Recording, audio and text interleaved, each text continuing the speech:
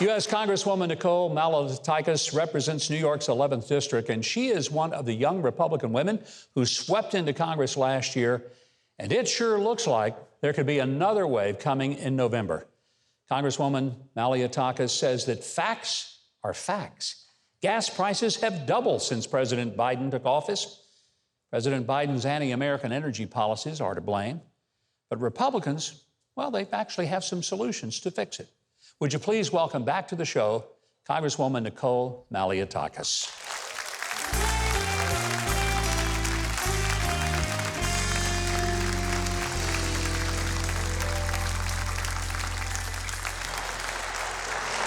Congresswoman, you've been on our show, but I think this is the first time in studio. You know what? This is my first time in front of a live studio audience as well, so thank you for having me here. They're going to be nice to you.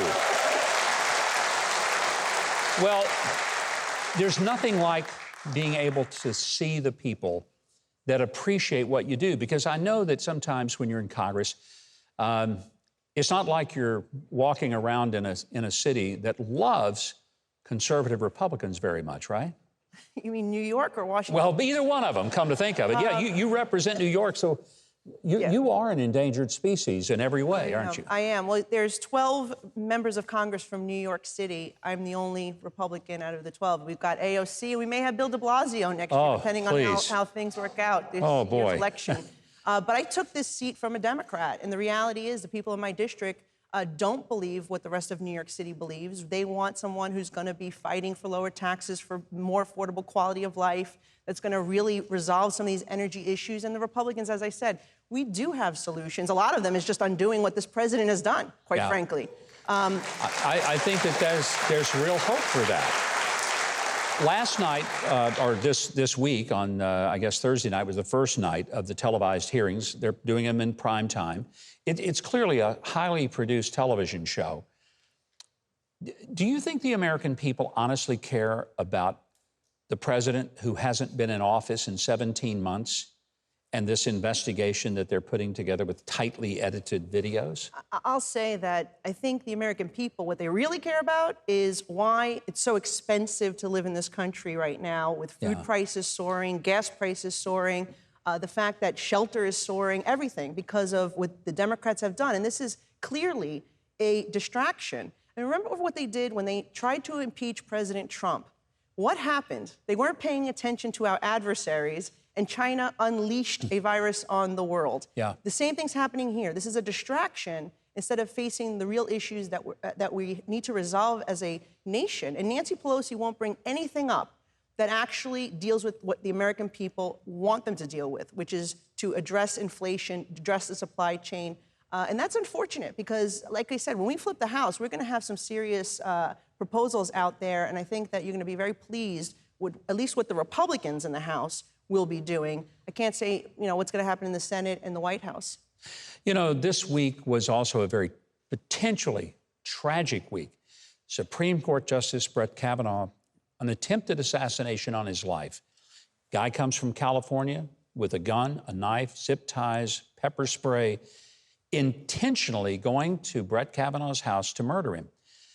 The Senate, to their credit, unanimously passed, which they don't hardly pass anything unanimously, but Democrats and Republicans actually came together, passed a bill that would give Supreme Court justices the same security that members of Congress get, including Nancy Pelosi.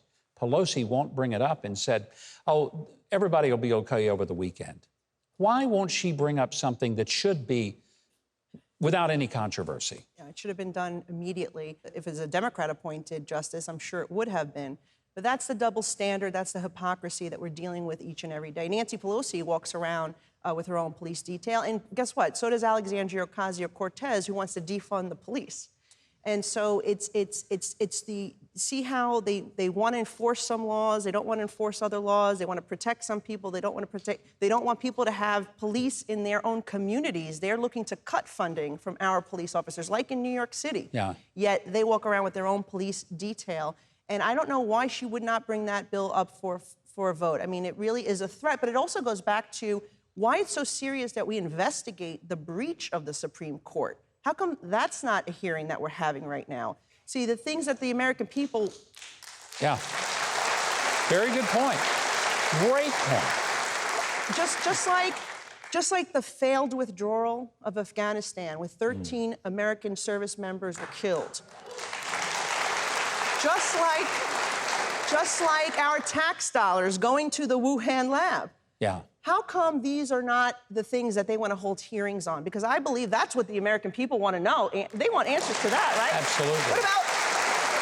What about Hunter Biden's laptop and his relationship with some of these foreign countries? That's what the American people want answers to.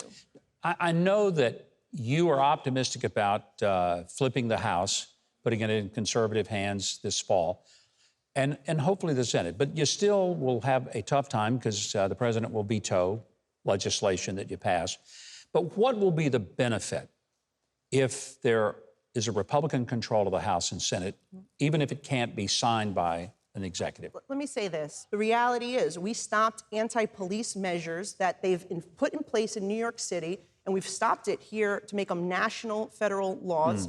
They wanted to put the radical election law changes into effect. They wanted to use your taxpayer money to fund political campaigns with a 6-to-1 match. They tried to pass the Build Back Broke agenda, which was a $4.5 trillion spending amnesty for illegal immigrants, higher energy taxes, higher taxes on everyone, as well as doubling the IRS. We stopped all of that from occurring. I think most importantly, we stopped Jerry Nadler's bill when he attempted to pack the Supreme Court. And you know why? Because that is a play out of Hugo Chavez's socialist playbook. That's what he did in Venezuela, packed the court from 20 to 32 justices. I brought up that point. You know what? That went viral. All the members started using that point, that reality.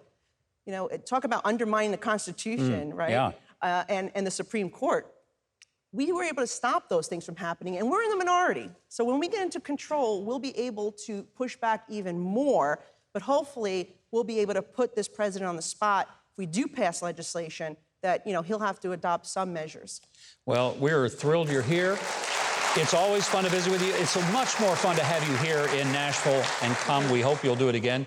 If you want to learn more about what Congresswoman Malliotakis is doing in Congress for the people of New York and all Americans, including you, we're going to connect you. Real simple. Go to Huckabee.tv. We have connections so that you can talk to the Congresswoman and find out more about how she's standing for all of us.